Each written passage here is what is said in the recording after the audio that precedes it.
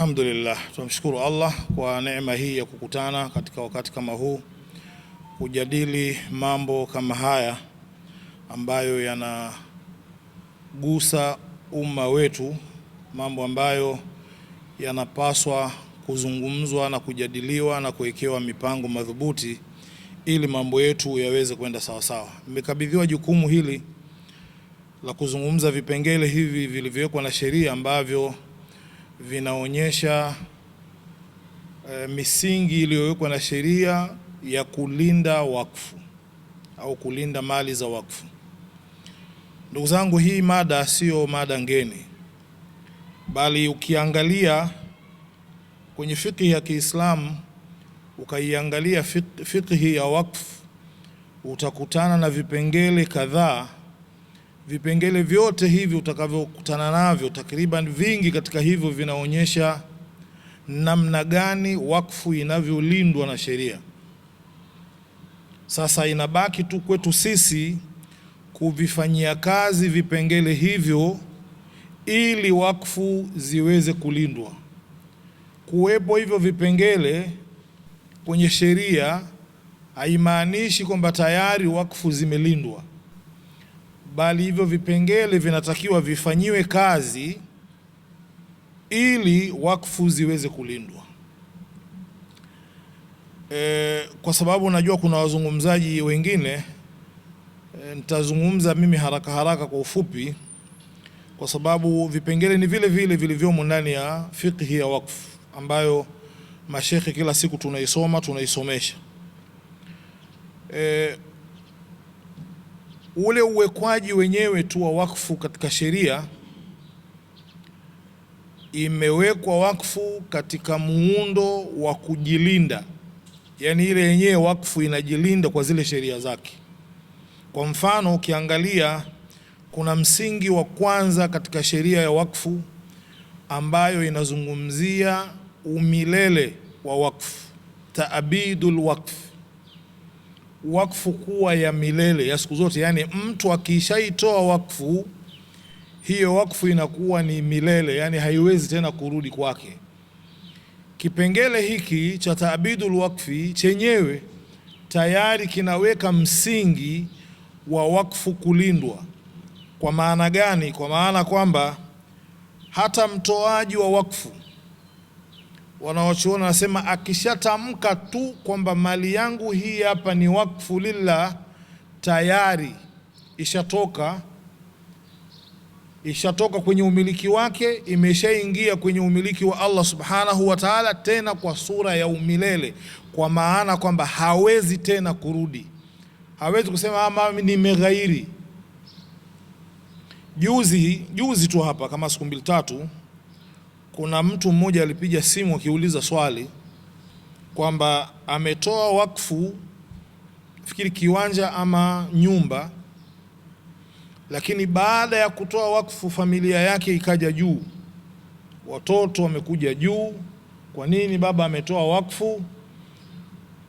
Kwa hiyo mzee akawa anauliza fatwa, je, anaruhusiwa kisheria kurejea kwenye wakfu yake na kuirudisha ili kuleta uelewano ndani ya familia?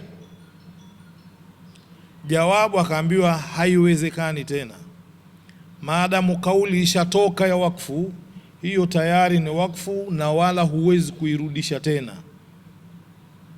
Kama ungesema wasia, ungeweza kuirudisha. Kama ingekuwa wasia unaweza kabla hujakufa ukarudi kwenye wasia yako, lakini sio wakfu.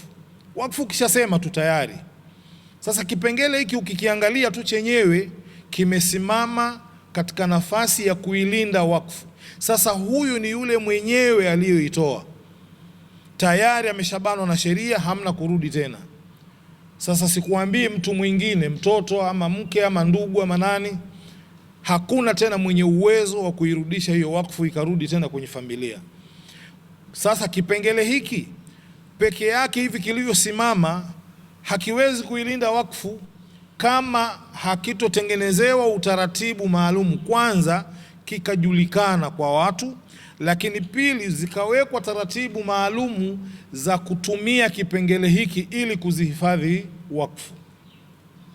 Kwa hiyo kazi yetu sisi ni namna gani vipengele hivi tutavifanyia kazi ili wakfu ziweze kulindwa kupitia vipengele hivi. Hicho ni kipengele cha kwanza. Lakini mtu anaweza akajiuliza kwamba inakuwaje kipengele hiki tunakitumia wakati ni kipengele ambacho ni mukhtalafun fihi, yani sio, hakuna ijmaa, yani wanawachuoni hawajakubaliana wote juu ya taabidul waqf. Tunaambiwa kwamba kuna mwanawachuoni mmoja, yani kuna madhehebu moja katika madhehebu matatu, tena sio wote wanawachuoni wa madhehebu hiyo. Madhehebu ya Abu Hanifa peke yake, Abu Hanifa mwenyewe, tena hata wanafunzi wake wamekwenda kinyume na yeye. Wale wanafunzi wake wakubwa wawili, Abu Yusuf na Al-Hasan, pia wameenda kinyume na shekhe wao. Abu Hanifa peke yake ndiye ambaye anasema kwamba kuna wakfu inaweza ikawa ya muda maalum alafu mtu akairudisha peke yake. Sasa kwa nini tumetumia kipengele ambacho ni mukhtalafun fi? Kauli ya jamhuri, na ambayo ndio kauli ambayo ina hoja za nguvu, ndio inasema taabidul waqf. Kauli ya Abu Hanifa imekuwa inatumika sasa hivi kwa baadhi ya maeneo kwa ajili ya kuwarahisishia watu njia za kufanya kheri, lakini matumizi hayo hayajaondosha msimamo wa jamhuri ya kwamba wakfu ni mali ya kudumu, kwamba imeingia kwenye umiliki wa Allah subhanahu wa ta'ala, au imerejea kwenye umiliki wa Allah subhanahu wa ta'ala. Hii inatumika tu pale ambapo Muislamu anataka kutoa wakfu lakini mali alizonazo hazitoshi. Pengine ana kinyumba kimoja tu na huko anataka apate thawabu, huko anataka awaachie watoto wake. Hapa baadhi ya wanawachuoni wanasema unaweza hapo ukafuata kauli ya Abu Hanifa, ukaitoa hiyo nyumba yako kwa muda wa miaka 10 mathalan, ukasema nyumba yangu hii ni wakfu miaka 10, baada ya miaka 10 itarudi kwangu. Abu Hanifa peke yake ndiye ambaye anaruhusu hilo. Kwa hiyo kimsingi kipengele cha umilele wa wakfu bado kimesimama pale pale, na ni moja katika vipengele muhimu vya kutumia katika kuzilinda wakfu. Kipengele hiki cha umilele kinamaanisha kuendelea wakfu wa ile mali iliyotolewa wakfu, lakini pia kikiungwa mkono kipengele hiki na kipengele cha pili kinachosema shartul waqifi kanasi shari'i. Wanaoshuona wameweka hiyo kaida, wanasema kwamba maneno au masharti ya aliyeweka wakfu yanafanana na maelezo ya kisheria katika Uislamu, yani ni sawa na maelezo ya kisheria tuliyopata kwenye Qur'ani na Sunna katika uzito wa wakfu. Yani mtu anapotoa wakfu alafu akaweka sharti lake ndani ya hiyo wakfu, sharti ambalo haligongani na Qur'ani wala na Sunna za Mtume sallallahu alaihi wasallam, basi sharti hilo kufanyiwa kazi, wanaoshauri nasema ni sawa sawa na mtu anavyofanyia kazi Qur'ani na Sunna katika hicho kipengele cha wakfu. Sio kwamba masharti yote ya watu yanafanana na Qur'an na Sunna, hapana. Sharti lililowekwa na mweka wakfu ndani ya wakfu yake, sharti ambalo halipingani na misingi ya kisheria, basi hilo linabeba uzito wa kisheria, ni sawa na nasi ya kisheria. Maana yake ni nini? Mtu aliyetoa wakfu, maelezo au masharti atakayoyatoa kwenye wakfu yake, tunachotakiwa sisi kuangalia masharti haya aliyoyaweka yanagongana na kitu chochote katika misingi ya sheria. Kama hakuna kipengele cha sheria kinachogongana na masharti hayo, basi masharti hayo ni lazima yafanyiwe kazi na hakuna nafasi ya kuyaacha. Hiki nacho vile vile ni kipengele kinachoonyesha ulinzi wa mali ya wakfu kwa maslahi ya aliyeweka wakfu na waliowekewa wakfu. Moja katika vitu ambavyo leo hii vinakosekana mpaka wakfu zinachezewa ni hiki kipengele.